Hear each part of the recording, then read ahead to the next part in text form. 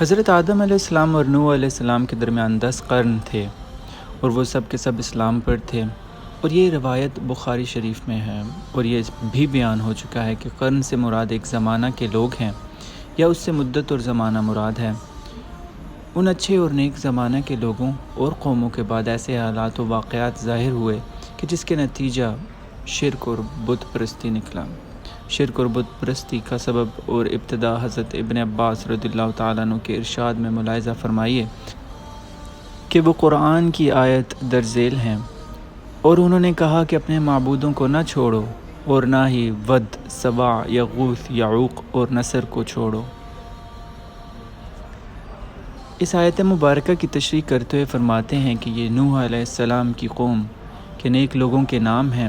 جب یہ لوگ دنیا سے رخصت ہو گئے تو شیطان نے ان کی قوم کے دل میں یہ بات ڈالی کہ جن جگہوں میں وہ بیٹھا کرتے تھے وہاں ان کے مجسمے بنا کر رکھ لو اور انہیں کا نام رکھ لو۔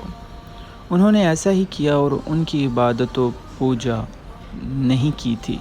جب یہ مجسمے بنانے والے ہلاک ہو گئے اور علم اٹھ گیا تو ان بتوں اور مجسموں کی پوجا پاٹ شروع ہو گئی۔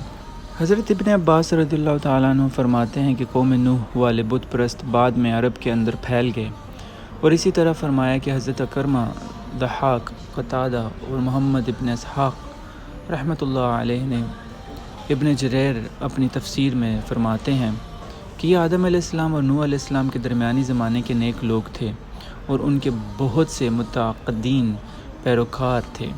جب یہ لوگ فوت ہو گئے تو ان کی تباہ کرنے والوں نے سوچا کہ اگر ہم ان بزرگوں کی تصویریں بنا کر اپنے پاس رکھ لیں تو اس سے ہماری عبادت کا شوق زیادہ ہو جائے گا، کیونکہ اس سے ان کی یاد ہمارے ذہنوں میں تازہ رہے گی۔ تو یہ سوچ کر انہوں نے ان نیک لوگوں کی تصویریں بنا لیں۔ پھر جب یہ فوت ہوئے تو ان کے بعد والے لوگوں کے پاس ابلیس آیا اور کہنے لگا کہ تم سے پہلے لوگ ان کی عبادت کیا کرتے تھے اور اسی وجہ سے ان پر بارش برستی تھی۔ تو ابلیس کے کہنے پر ان بعد والے لوگوں نے بھی ان کی عبادت شروع کر دی۔ حضرت عروہ بن زبیر رضی اللہ تعالیٰ عنہ فرماتے ہیں کہ ود، یغوث، یعوق، نصر حضرت آدم علیہ السلام کی اولاد تھے، اور ود ان سب سے بڑا تھا اور زیادہ نیکوکار تھا۔ اب ہم وضاحت کریں گے ود کی پوجا کی ابتدا۔ ابن ابی حاتم نے اپنی سند سے ذکر کیا ہے کہ ابو المطر نے فرمایا کہ لوگوں نے ابو جعفر باقر کے ہاں یزید بن المحلب کا ذکر کیا، اور آپ نماز میں مصروف تھے۔ جب نماز سے فارغ ہوئے تو لوگوں سے سوال کیا کہ تم نے یزید بن المحلب کا ذکر کیا ہے؟ وہ اس جگہ قتل ہوئے ہیں جہاں سب سے پہلے غیر اللہ کی عبادت کی گئی۔ پھر انہوں نے ود کا ذکر کیا کہ وہ نیک اور صالح آدمی تھا اور لوگ ان سے بہت محبت کرتے تھے، تو لوگ ان کی قبر پر جھک پڑے اور وہاں گریہ زاری شروع کر دی۔ جب ابلیس نے ان لوگوں کے غم اور پریشانی کا یہ حال دیکھا تو انسانی شکل و صورت میں ان کے سامنے آ کر کہنے لگا کہ تم اس شخص پر اتنی آہذاری کر رہے ہو، کیا میں تمہیں اس جیسی اس کی ایک تصویر نہ بنا دوں جو تمہاری مجلس میں رہے گی، اور اس تصویر کی وجہ سے اس کی یاد تمہارے ذہنوں میں تازہ رہے گی؟ لوگوں نے کہا کہ ہاں ٹھیک ہے۔ تو ابلیس نے ان کو ایک تصویر بنا دی اور اس تصویر کو ان لوگوں نے اپنی مجلس میں رکھ دیا اور اس کی یاد میں مشغول رہے۔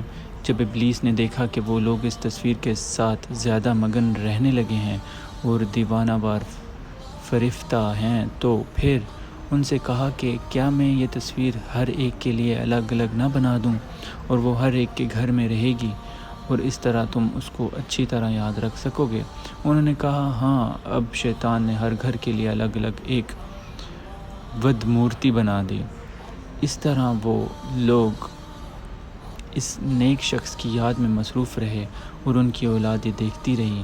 اس طرح نسل در نسل یہ سلسلہ چلتا رہا۔ آخر کار ان کی یاد کا سلسلہ ختم ہوا اور ان کی اولاد نے ود کے بت کی پرستش شروع کر دی۔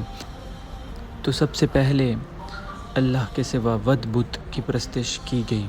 تو اس روایت کے مضمون سے معلوم ہوا کہ مذکورہ تمام بتوں کی کسی نہ کسی نے عبادت کی ہے۔ اللہ پاک ہم سب کو ایمان کی دولت سے نوازے اور نفع پہنچانے والا علم عطا فرمائے۔ آمین یا رب العالمین یا ارحم الراحمین۔